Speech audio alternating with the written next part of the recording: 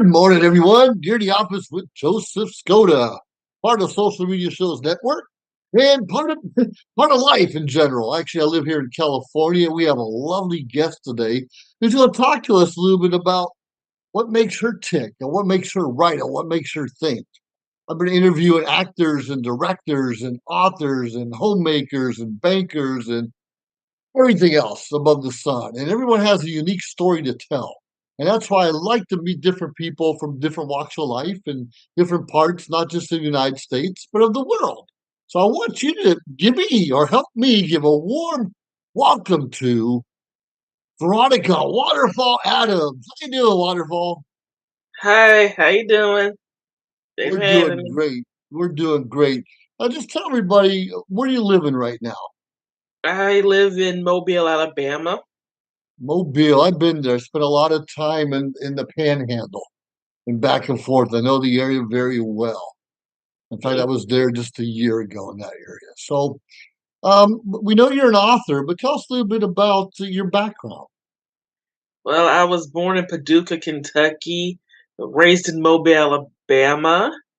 I have a associate's degree in general education from Bishop State Community College, and with and I have a bachelor of in art history with a minor in dramatic arts from the University of South Alabama. Wow. I said published two poetry books. They can be found on Amazon.com and other outlets. If not, I'll try to get them on there. I'm trying to get the audiobook versions together and working on the third book. And what else? Oh, these also available in the ebook and paperback as you're looking at right now. Sure. And I see we talked about this before we even got started with the interview about V. What does V mean? Free to be V, elected to be V. Tell us a little Click. bit Wait, about my that. name is V, free to be V. Well, the V part, well, my uh government name first name is Veronica, and I'm Sure. called V for short by family. Sure. I have a good friend of mine. Her name is Dolores, but we call her DD. And it's pretty exciting how things like that, I like that V is so what made you get into poetry? Poetry's hard. Well, I have done spoken word poetry, and some of these books have the spoken word poetry I have done, and Yeah, also I always did want to write a book of one day. Just didn't know about what, and then I just haven't had these collection of poetry, so why not? that's one way to get started. Have you ever written other things? I see that you're a blogger also, and I'm a blogger, Yeah, and we know with that's tough to be consistent. I've probably a year yes, since I've written something yeah. substantial. Yeah, and Yeah, I might need to get back on my blogs as well, and also, what was I going to say?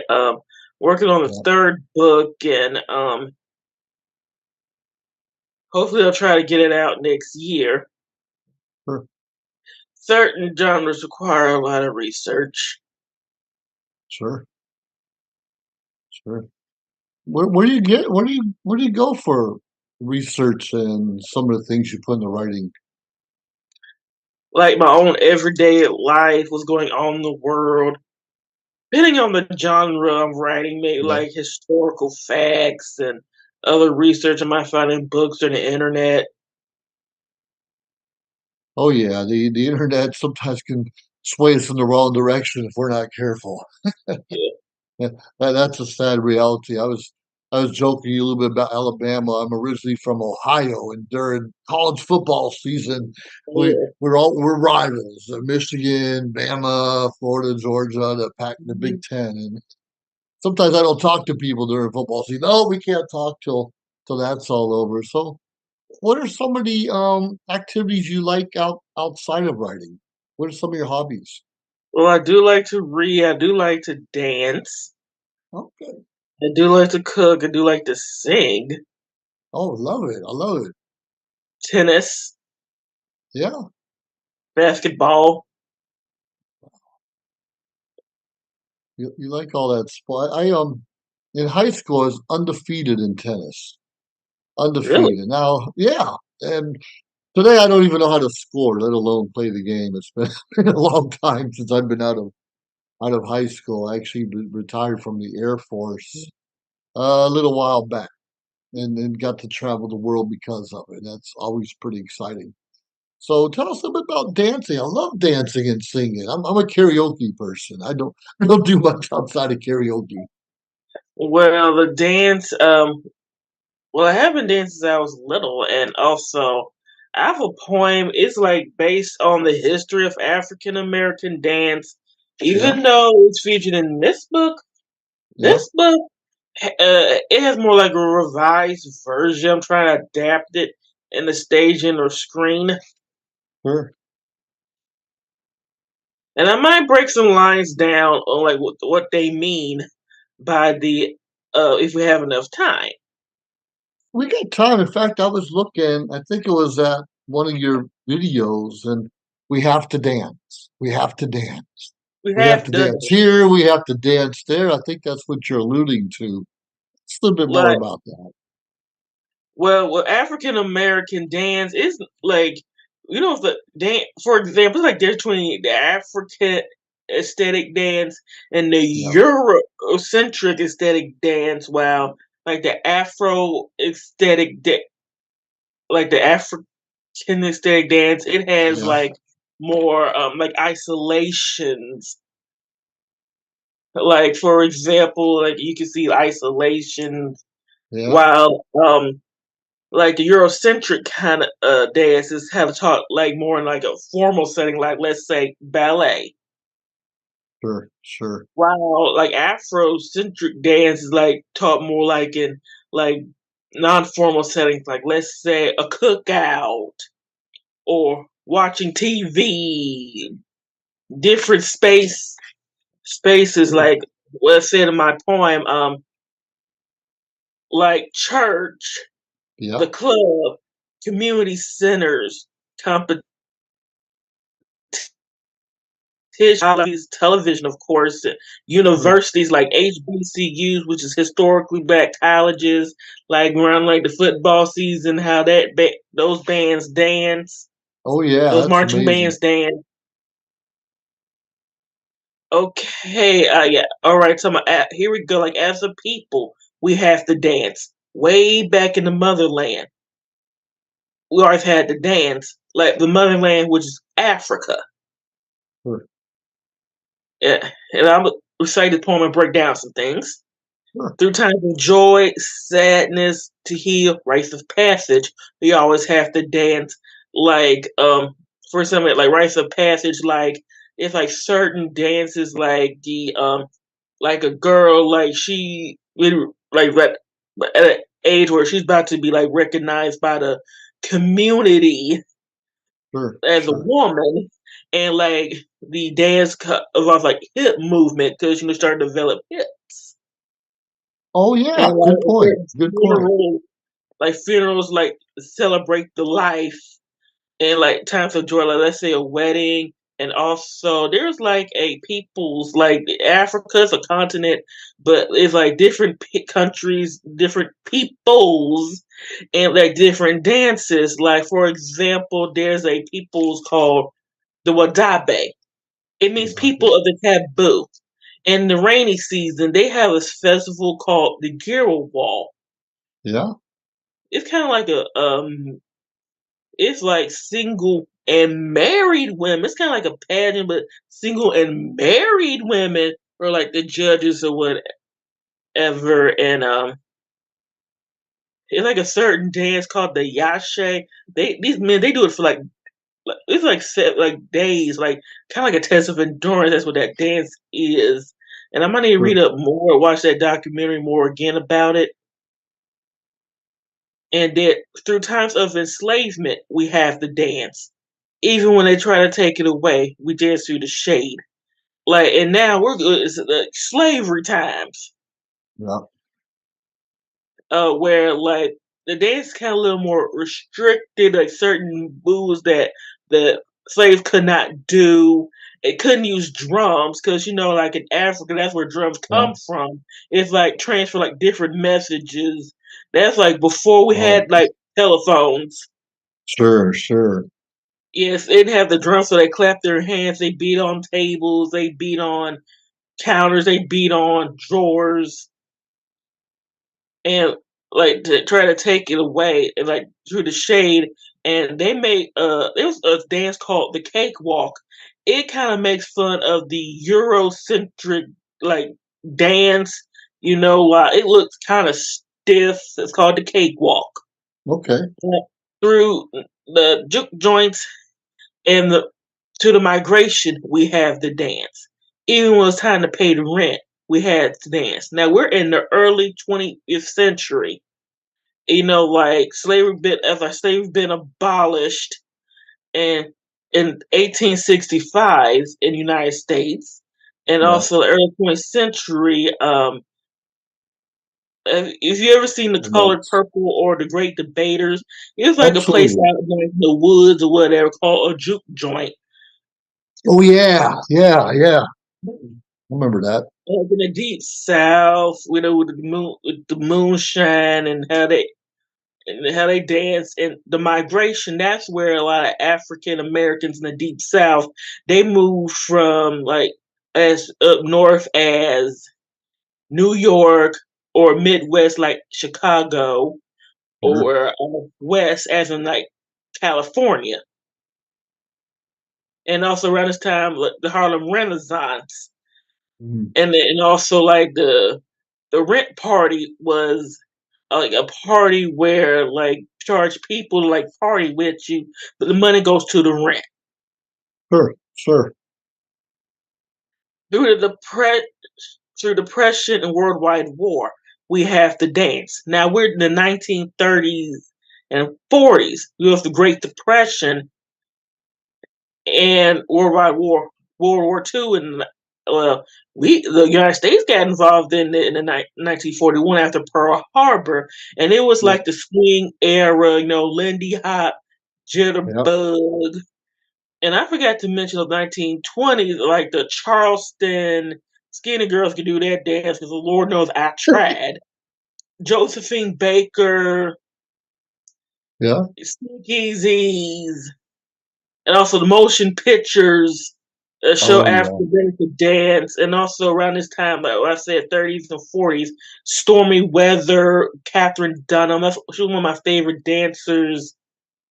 Like jump blues, swing era, the zoot suits. If you see haven't seen Malcolm X on 1992, starring Denzel Washington, like that Yep. dance scene. But before he came Malcolm X, he was a gangster known like was red, had that red zoot suit on,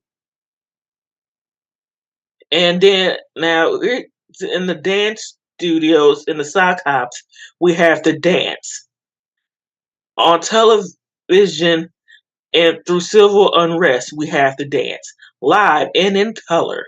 We can get smooth and we can get rough, live and in color, and integrated. Now we're in the 50s and 60s. That's where like television start popping up, and we start see African American dance Right. on television, like American Bandstand and Alfred Freed show. Well, that show Mhm. got canceled because Frankie Lyman and Teenagers, Yeah. he danced with a white girl, and people had a problem with it. Like Such apparently a the different sponsors time. that they Yeah. had a problem with, so they had to get canceled. And we have like rock and roll, Sure. Motown. No, Motown era. Well, what's your favorite genre? You have a favorite genre or There's type of dance or genres decade? like different genres like hip hop, Mhm. reggae, jazz, R&B, different genres. And also, it's around the time, like, so we can get smooth, we get rough. Like, for example, you saw like Motown acts in like the 50s and the 60s, Yeah, like that's good the stuff. Supremes, the Temptations, So yeah, like how Supremes. their dance were kind of smooth. But then back in the 50s, 60s, you saw Tina Turner back when she was with Ike. Oh yes. And had James Brown, how they compare to they dance, the kind of rough. It's A like different kind of smooth. Different kind of smooth. it was kind of rough. Like for example, like Tina Turner at that time, how she was dancing, they Uh, consider her like unladylike at the time, like how short her skirts were, and how she yeah. danced, and how she looked, and how she sung. She was powerful. Powerful, like Aretha Franklin and all of them. It was a good time. Forrest Ballard and also the Marvelettes, how they dance. They were like smooth with their dance. They were kind of rough with their dance, and also like television kind of like to like more not only color television, Mhm. and then like more people of different races dancing with like black people. Now here through the Soul Train days and the disco nights, Ooh, we have to oh, dance. Now we're to the 1970s. In sure. 1971, that's when early 70s when Soul Train Full was train. what came out. What was the name of that guy that was in Don charge of that? Cornelius. Yeah, Cornelius. That's right. He was something different. And then the disco nights. You heard the Studio 54? Yep. Like disco clubs, the disco ball and the floor light up, and also voguing.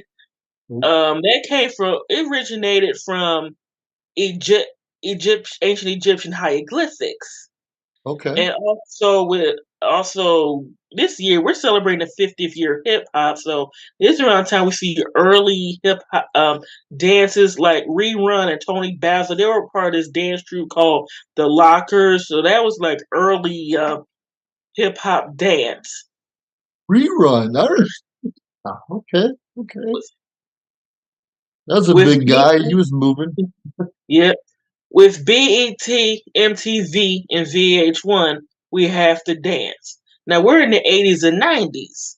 This Yep. watching music video was one of the ways I learned how to dance, and I'm also a millennial. And I forgot to mention the box. It was a music channel where you pay for what music video you request.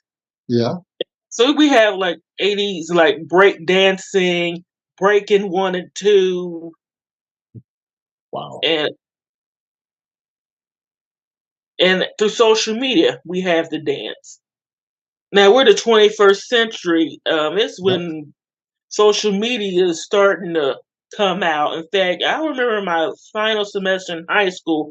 It's when YouTube got started, and it's around Facebook got started. That's where African American dance started to spread around social media. Sure. At Broadway, church, the club, community centers, competition, Hollywood, television, social gatherings, universities, all over the world, we have to dance. We even put our own spin on it. Because of this, I shake what my ancestors gave me and get my Jackson on. So to the future and beyond, we have to dance. Like those places I just mentioned before, like people learn how to do African American dance that way in different occasions and events Sure. and all over the world. The of Black Africans wasn't just in America; it was in different parts of the world, like Europe, Yeah. uh, Air, um, South America, different places, and like they have their own like African dance and where they were enslaved, and they put their own like spin on what they do, and also mentioned like black people in ballet, Mm. like their own spin on African American dance, and like for example, there was jazz dance. Like her Bob Fosse, Yep. Yep. Jerome. I remember this. His name was Jerome. I forgot his last name, but or what or was Jerome his last name? But I know he did choreograph the 1961 version of West Side Story. Okay. Wow. And also shake my what my ancestors gave me. I think it was based on an article I did on Hub Pages. In my Jackson, we cannot forget the African American dance. The Jackson family, oh, they involved in that. We gotta have. They reinvented their own dance, that's for sure. Yes. So to the future and beyond, we have the dance. Is we don't know what the future of African American dance might bring.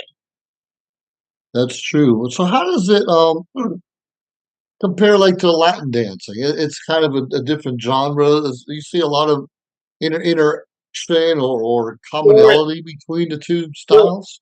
with Latin dance, I know there's like hip movement involved in that, like with African American Yep. dance. While like Europe centric dance has, let's say, more structure. Yeah. And like in slavery times, the mainstream society, Yeah. Yeah. consider African dance like primitives, Sure. Sure. inappropriate.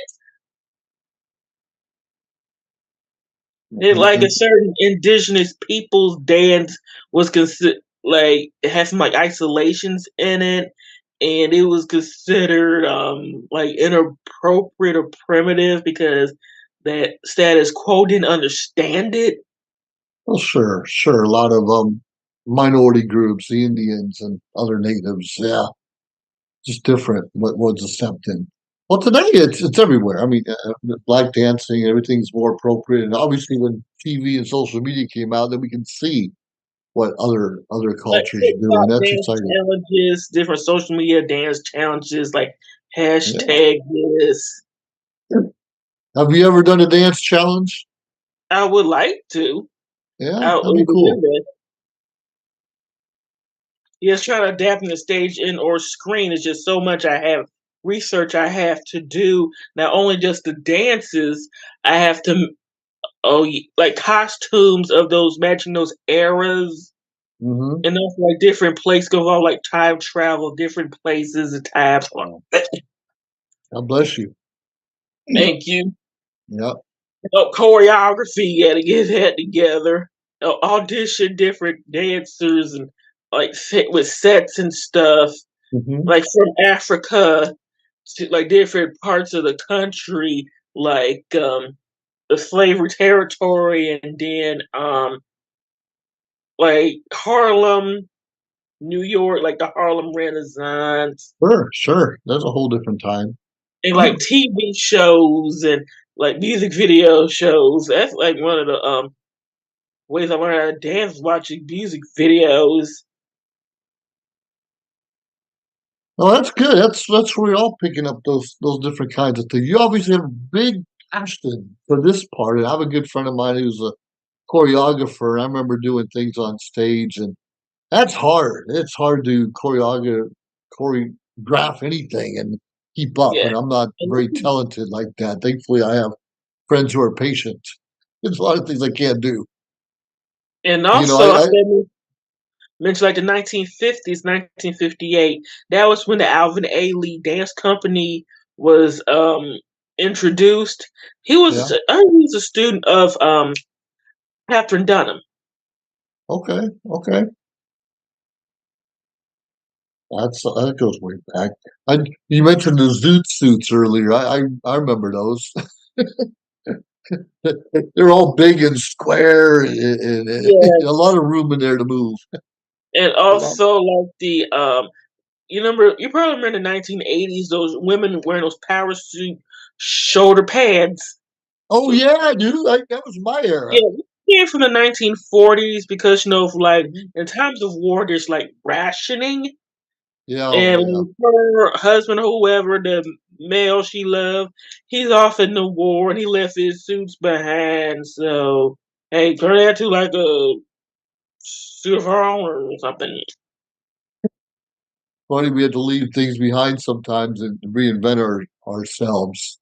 So yeah, going back. Obviously, you like poetry. Is there any other kind of writing that you like to do? Well, I'm working on my third book right now. It's called "Make Money While Sitting on Your Ass," where the ass is spelled United States of America, dollar sign, dollar sign. Well, Yeah, just think of my own experience about trying to navigate through the like changing like workplace and things you could do to like make money. Um, sure. also another inspiration for me was the 2020 pandemic, where people lost their jobs or their Oh jobs yeah, had moved remotely. There's like yeah. people who think that working from home remotely is not a real job, but it is. And there's like another book I remember checking out a library where working from home, it's been Yeah. around before even electricity. Oh yeah. This is nothing new. It's a different Yeah, medium to like do for so. example, it like an ale house or a funeral home where the downstairs is like the business, while like the upstairs or like a back area of the place that's like the living quarters The, of the owner. yep. Real common back in the day, and still in some places around the world, where your house is in your shop. Absolutely, yeah, or above the garage or whatever it is. That's something. It's crazy. Working from home is not easy because you have a lot of distractions. I find that in my own business. There's distractions everywhere. When you go into a place, you know there's a certain amount of hours, and somebody's always watching you. So most people tend to work harder when they're being watched than on their own. It varies among all of us, but this, at least from my experience, there's a lot more distractions. Being at home, when I wake up, when I get started, I don't know, my third cup of coffee now. It's just different things going, watching the goldfish over here, the dog over there, and always Mhm. something going on. But if you can remain focused and determined, anything can be done. You can learn a new dance at home or start a new rave or something. It's crazy, crazy. So I like that. All right, so you got a couple degrees. Who helped you or edits your work or looks over things for you? Well, my mom edits my book. She has a degree in, she's a retired teacher. She has a degree in elementary education with a Okay, minor in, what's that? Oh, language arts from Murray State University. That's in okay, Murray, Kentucky. okay, okay. You get back to Kentucky a lot? Not as often as I should. Yeah, I try my best to visit sometime. sure. I was there last year. Spent some time in Tennessee, Kentucky, and Georgia. And every time I get a chance to go somewhere, I'm always want to look for somewhere new, something different, If a you town happen no to one's ever go, heard of. you Yeah, might want to stop by a place. It's called like Bob's Fiesta Burger and yeah. try a fruit salad shake from there. It's delicious. I'm all about the food. Let me tell you that. I love it. I spent a lot of time in Hawaii also. They got a different kind of dance, and I'm told that Hulu they don't move their wrist, just the hand. So the wrist kind of I don't I can't figure that one out, but just it's different, and they're all related in one way or another. It makes you feel good. You expand it. You try something different, and I think everyone wants to have their own unique whatever it is, and that's almost impossible because we're all intertwined, especially the age of television and social media. We're definitely intertwined in the different things that we do. I'm glad the foods are pretty much unique, but there's so many fusions going on. Korean American fusion, just different things, which is great. But it's also important to keep the uniqueness to the different cultures. So that makes it exciting. So, anyways, how do people find your books again? On Amazon and other outlets, like let's say Barnes and Noble or Books a Million, or I just say Amazon, or Yeah, if Apple Books, I might need to see if I can get it on there. Just different outlets I probably do know and some I don't. sure. So obviously, one of them is called Free to Be V, which is you. And what's the other one called? The Eclectic Mind of V. The eclectic mind of V. I always have a hard time pronouncing that word, eclectic mind of V. And obviously, very eclectic. I'm looking at the blouse you wear now, lollipops with heart. That's eclectic in its own right. Yes, it's comfy, and I got it on sale at Torrid. There we go. Always looking for the right place to go. All right. Well, before I let you go, is there any inspiration for those that aspiring artists or poets or authors? Give credit where it's due or there's due. And I also want to give a big shout out to Precious Digital Marketing Agency. They've been helping me out with the marketing and promotion of my books. And we're trying to get a crowdfunding site together. Great, great. That's important that we help one another out, and right, give credit where credit's due. If someone helped you, or even if they didn't, you need to let people know how you were treated and how you were helped and how you were guided. So we deeply appreciate those reminders. All right. So world, you heard it. It's V about me. It's free to be V. Electric V, mind of V. Waterfall Adams or Veronica. I think she goes by a lot of different things, but right now living in Alabama, and who knows what the future holds. So anyone out there want to reach out to her, purchase her book, or interview her, please reach out. She can be found on LinkedIn and all of the Facebook, of course, and other social media outlets. So whatever you do, if you have an idea, you want to share something, if you want to learn something, please reach out to shows like ours and other podcasts and social media shows and go out there and let people know what's on your mind.